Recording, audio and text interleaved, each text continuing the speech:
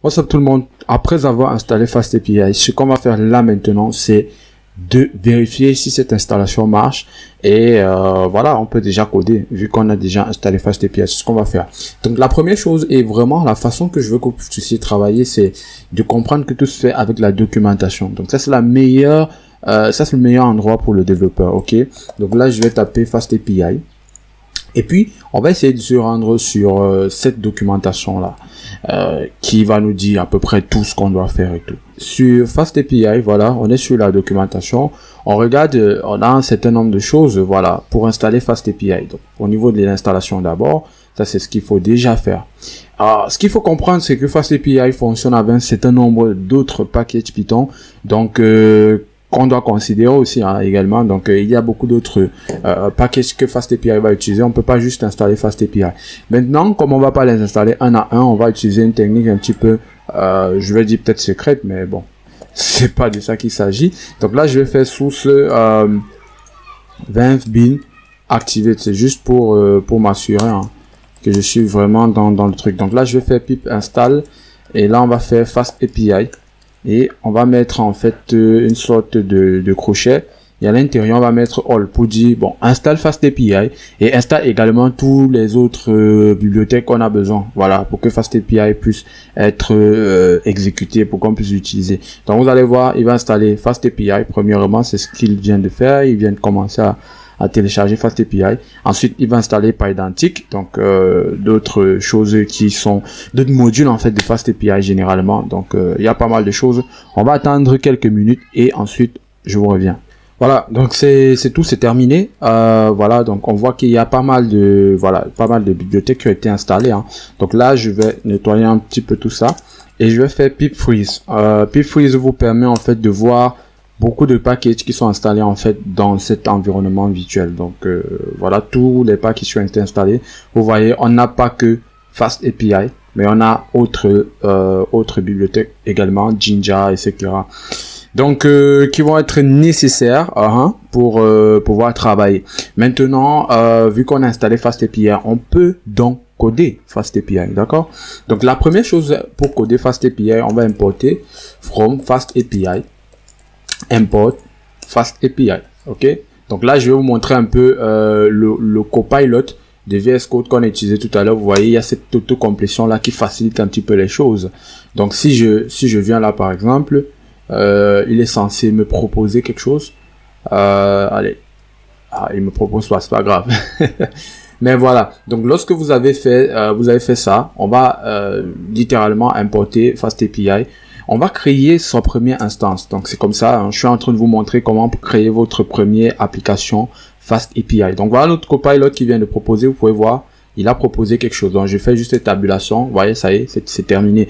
Donc, c'est ce que je disais. Ça rend un peu paresseux, mais bon, plus vous êtes habitué, ça permet aussi de coder assez rapidement. Donc, voilà la première instance qu'on vient tout juste de créer. Et je vais vous montrer dans la documentation comment ça se fait. Donc là, on crée son application from FastAPI, import FastAPI, c'est après l'installation.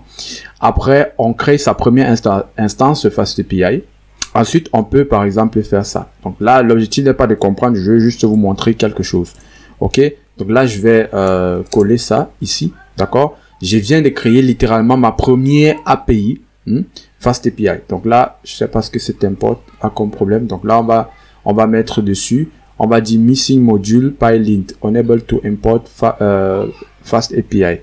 Donc là, vous inquiétez pas pour ça, vous inquiétez pas. Donc là, ce qu'on va faire, c'est qu'on va exécuter ce petit programme. Alors pour l'exécution, je sais pas, ils ont mis ça quelque part là.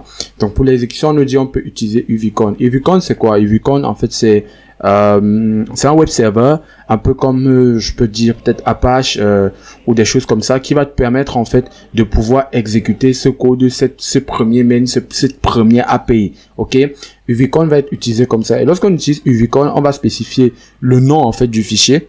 Par exemple, comme chez nous c'est main.py, donc voilà, ça va donner py. Et on va se mettre on va spécifier le nom de l'app.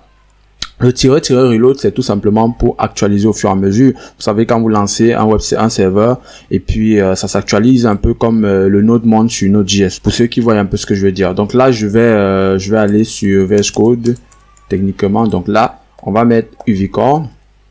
Ok, donc là, source d'abord. bin activate, et là on va mettre uvicon. Ok, donc là on va mettre main qui est le nom de notre fichier. Après on va mettre app, d'accord, et on va faire entrée. Ok, donc ça va lancer en gros le serveur. Ok, donc là vous voyez que ça lance, ça veut dire que tout a été bien installé. FastAPI existe bel et bien dans notre environnement, même comme voilà PyLint est en train de montrer cette erreur. Donc c'est pas l'objectif de cette vidéo, on verra tout après comment retirer ça. Mais voilà, vous voyez que ça marche. Donc il y a un lien qui est généré à ce niveau. À quoi sert ce lien? On va copier ce lien. Donc ok, on va essayer de copier. Je vais copier comme ça. D'accord, et on va aller sur notre navigateur. On va coller ce lien là. Voilà. Ce que vous pouvez voir, c'est qu'on a un message Hello World qui est retourné. Et en fait, ce message Hello World, c'est le message que nous avons mis dans notre code à ce niveau. D'accord? Donc, ce qu'on a fait, c'est qu'on a créé une route. Voilà. Et puis, on a retourné. Donc, c'est dû à ça. Ok? C'est ce retour-ci qui nous permet d'avoir donc ce message Hello World. Lorsqu'on ouvre le serveur côté client, donc il y a cette demande là qui est faite. Donc, si je pars CTRL-SHIFT-I, je pars dans Network, j'actualise cette page. Vous allez voir qu'il y a une requête qui est envoyée avec un statut de 200. D'accord? Ok, voici notre requête, un statut 200. Ça veut dire que tout s'est bel et bien passé. On peut même regarder, voilà, des informations assez intéressantes. Mais comme je l'ai dit, si vous ne comprenez pas tout ça, c'est pas grave. On y arrivera. C'est l'objectif de cette formation. Donc voilà, les amis, c'est tout pour cette première vidéo. On a vu un peu, on a essayé de coder un petit peu. On a vu comment ça peut déjà marcher. Mais on ne sait pas effectivement c'est quoi et quelle est la structure de ce qu'on a fait. Mais c'est pas grave, comme j'ai dit, on va voir dans les vidéos prochaines l'explication de c'est quoi ces lignes-là, ces lignes de code que nous avons utilisées précédemment. Je vous dis tout de suite dans la prochaine vidéo.